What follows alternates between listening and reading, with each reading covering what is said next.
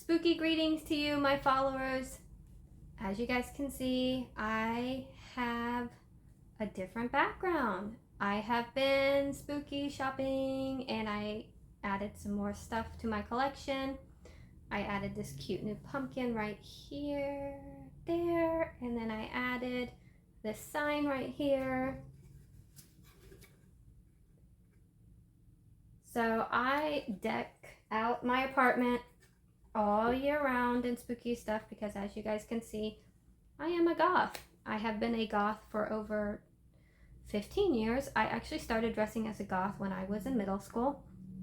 And of course, coming from a very strict conservative family, that did not go over well. It was seen as celebrating Satan, and it was just really, a threat, so to speak, to their faith. It seems I have, in my conversations with other parents who are conservative Christians, they have stated that having a goth child is something they would not approve of, they don't like. And I think because conservative Christians have a very large misinterpretation or misunderstanding of what goths are. You know, goths, we don't all look the same, we don't all dress the same, and Christians tend to lump us all into one category, which would be the pagan, devil-worshipping, satanic, human-sacrificing type of people. But that's just simply not the case. You know, goths, again, we don't all look the same, and we don't all believe the same things. Some goths are Wiccan, some goths are Satanists, some goths are atheists. I have a friend who's a goth, and he identifies himself as an anarchist. And so I was thinking back on my past. I will actually insert a photo of what I looked like in middle school, just starting to dress up as a goth. I really had to suppress my goth tendencies just for the sake of keeping the peace. But once I moved out and started living on my own, I just went crazy with the goth stuff. And so this is what I pretty much look like all year round. I do the goth stuff, and sometimes I do pick up some really cute vintage goth clothing from the clothing store nearby. But I was thinking, I went to church on Sunday. Wow. I haven't been in a while for a lot of reasons. I have not gone to church for a long time, but I'm just starting to get back into growing my relationship with Christ. I do want to say that Christian or believers in Jesus that are goths are extremely rare. And note that I don't say that I am a Christian. And that is simply because when you hear the word Christian, you think of the judgmental, weaponizing the Bible, shaming people. I don't want to be roped into that category. I've already got enough problems being a goth among believers. I just say I'm a believer in Jesus Christ. And that gives an opening for conversation of, well, why do you believe in this Jesus? Why do you follow him? And I like that discussion.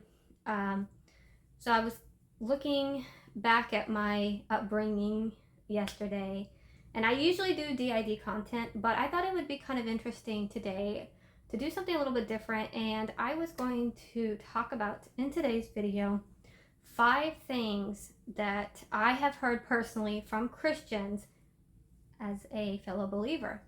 I have heard lots of misconceptions, lots of very strange questions, and so I wanted to do this video. And so let's just jump right into it. I have 5 things again that I have heard personally growing up as a goth in the church. And so here's number one. Number one, I didn't know Christians looked like you. So I actually have a story for this. I have 2 stories.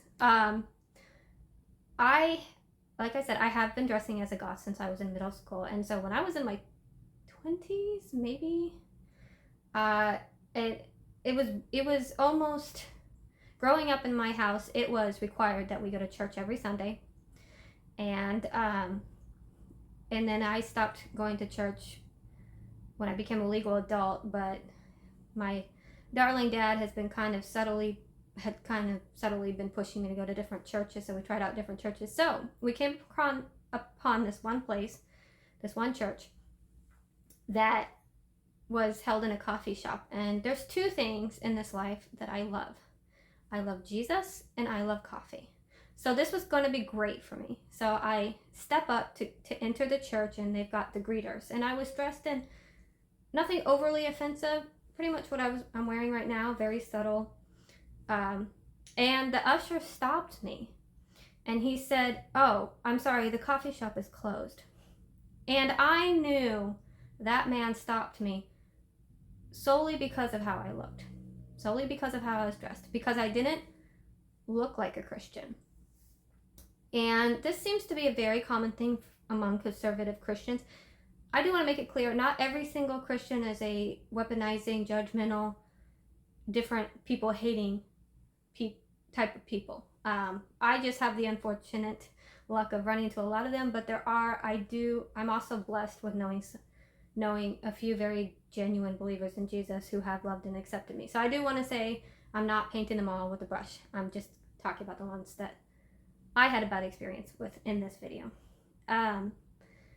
So I knew this guy had not let me in just because of how I looked. And my dad came up and he said, "Well, actually, we're here for the church service." And the guy did a complete 180. He just said, "Oh, well, welcome. We have beverages and blah, blah, blah, blah." And I was just kind of mad, so I went in, and that was that.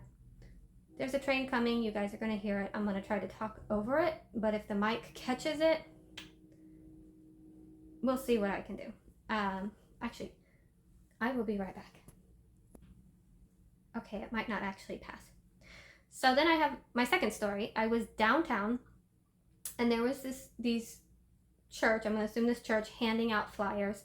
And again, I was dressed in my usual goth attire, nothing crazy. I wasn't wearing like the 7-inch heel high shoes that I did wear back then, you know, like those Lady Gaga shoes with the no heel that curve in. I have a pair of those. I used to wear those all the time when I was in middle school. I was like a radical goth, I guess. Like, I really just liked that stuff. But I was just wearing really neutral goth, casual. And I was walking behind a group of 2 or 3 people, and the Christian pamphlet outer guy let the other 2 or 3 people pass. But as soon as his eyes focused on me, he went up to me and said, "You need Jesus." And I was like, do I really though? Yes, I do. But I knew he singled me out again because of the way I looked. And I looked at him and I said, "Actually, dude, I have been a believer in Jesus Christ for over 10 years.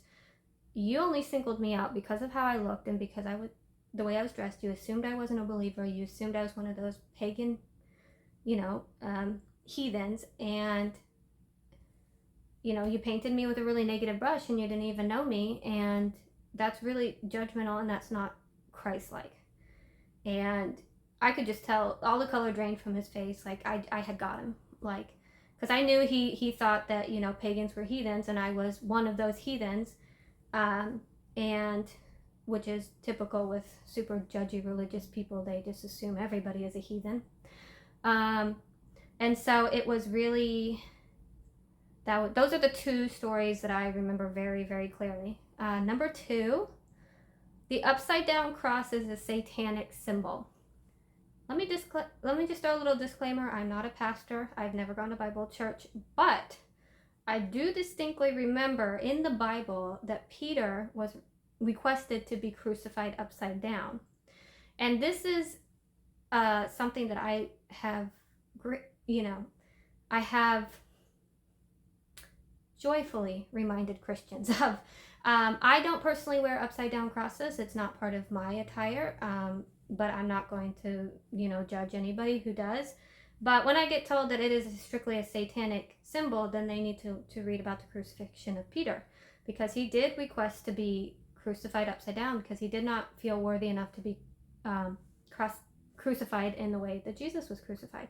So technically, in my opinion, in my unpastoral opinion, it is actually a Christian symbol because it started with Peter. But it's very now heavily tied into the goth culture, and I don't really know why, but a lot of Christians do see that symbol as a satanic symbol. Number 3, don't you have pentagrams hanging up in your house? This goes back to not all goths believe the same. Not all goths look the same. From what I understand, the pentagram is to a very specific type of belief, and it's not a belief that I am a part of. And so no, I do not have pentagrams hanging on my wall. I do not have any other kind of symbols hanging on my wall that is related to a religion or belief that I'm not a part of. I do have a comfort cross hanging up on my, I have a little ledge above my kitchen, and this was it was a Christian therapist that gave it to me, and she called it a comfort cross. It's just a little tiny wooden cross, and I do have that on my wall. But no, I do not have goat heads. I do not have pentagrams on my wall. Yeah, I don't have the other symbol that I cannot remember the name of hanging on my wall. I have a little tiny wooden handmade cross on my wall because I am a believer in Jesus Christ. Number 4, you're not a real Christian. So apparently, because I like the dark and macabre, and I like the morbid stuff, and I like, I wanted to be a mortician for many, many years. I guess that means I'm not a real Christian, because Christians don't celebrate death. They don't celebrate Satan by doing Halloween. They don't celebrate any of that kind of stuff, and they don't like that kind of stuff. And so anything that is part of that genre, the horror, macabre, dark, and whatever, is not of God. And so I've been told a couple times by Christians that I celebrate death, and it's unchristlike to be so interested in death, and to how am I going to say this? It's unchristlike to be so fascinated with death. And to that I say, but don't you believe in a Jesus that conquered death? So as a believer, we don't have to fear death because we know where we're going. So it's not that I elevate or worship or am fascinated with death, even though the post-mortem process is quite fascinating to me. Back in high school, I used to watch autopsies as a pastime. I knew every single flesh-eating disease. I knew the entire post-mortem process. So it's kind of fitting. My primary protector altar was named Rigora Mortis, because rigor mortis is what happens post-mortem, and it's the stiffening of the muscles in the body after death. And it's part of a very complicated decaying process, which involves marbling of the skin and veins. And anyway, that's a side tangent. But to hear I'm not a real Christian because I know all that kind of strange and creepy stuff, it's like, well, I don't think God's going to be judging me on my knowledge of a natural biological process. And finally, number 5, you won't get into heaven looking like that. So I didn't know heaven had a dress code. From what I understand in reading the Bible, you stand before the judgment throne. Your name is either in the book of life or it's not. And if it is in the book of life, you spend eternity with Christ. And I've been told by my friend, who's like a mother to me, that we're all going to wear robes.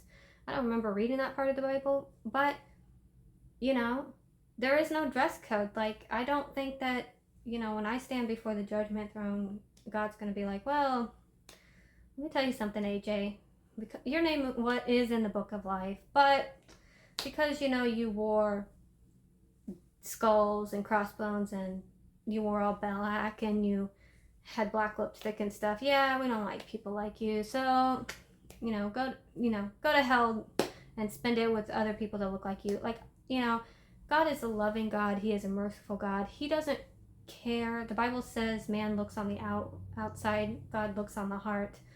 He's going to be looking at my heart. He's not going to be looking on the way I was dressed. And hopefully when I die and I get to heaven, all I hear is, well done, good and faithful servant.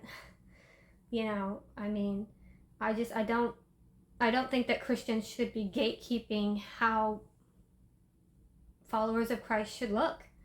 And so these are just 5 of the many crazy things that I have heard from fellow Christians who claim to love Christ. And it's interesting to me. I have a saying, or I heard a saying somewhere, and it's very true for me. In my case, Christians kept me away from Christ.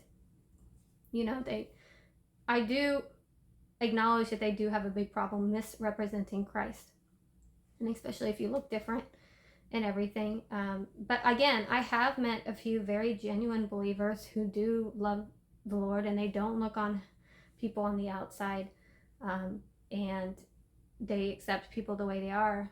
But anyway, this was just a kind of a different video from the norm, because I did want to. I have never seen another video by a Christian or by a believer in Jesus Christ who is a goth. I know it's incredibly rare. If there is someone else on YouTube that is a believer in Jesus Christ and a goth, let me know, because I will definitely check out their videos.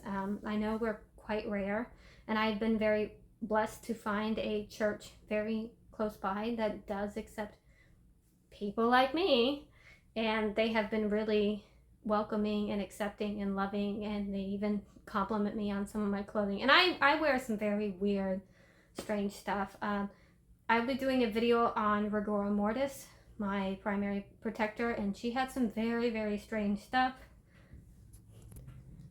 Rigora definitely had a very specific sense of style, and you guys will be hearing about that style and learning a little bit more about her in the video about her. I will say I did wear a lot of stuff that had skulls and heavily implied with death, and at my old church that I used to go to, I did go to a Christian recovery group for people who were struggling with issues, and this was the kind of stuff that I wore. I wore like and I'm pretty sure it was Rigora going most of the time, because that was before my diagnosis. And I stopped going for 2 reasons. I stopped going because, one, there was actually a lady there that I do highly suspect was faking dissociative identity disorder.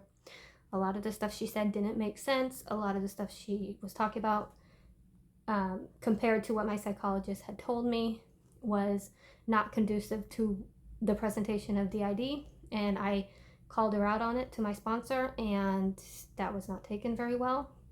And it was, I was really trying to get this diagnosis and really trying to get answers, and the way that this member was portraying DID, it was very malignant and fictitious, and I didn't like that. Second reason I stopped going to this Christian recovery group that claimed to accept everybody was I did wear this kind of stuff, and I guess the other women in the group did complain, and I was pretty much asked to not come anymore because my choice of clothing and attire was triggering to the other ladies, and I was triggering trauma because I wore stuff that implied death. And so I felt very insulted because I had gone to this, I don't know why I'm still holding this shoe. I had been going to this group for over 10 years, and I felt like I was just being asked to leave, and I didn't really appreciate it, just based on what I looked like, just based on how I chose to express myself. So I think they were just fundamentally uncomfortable with having a goth in their group, and yeah, that was my experience.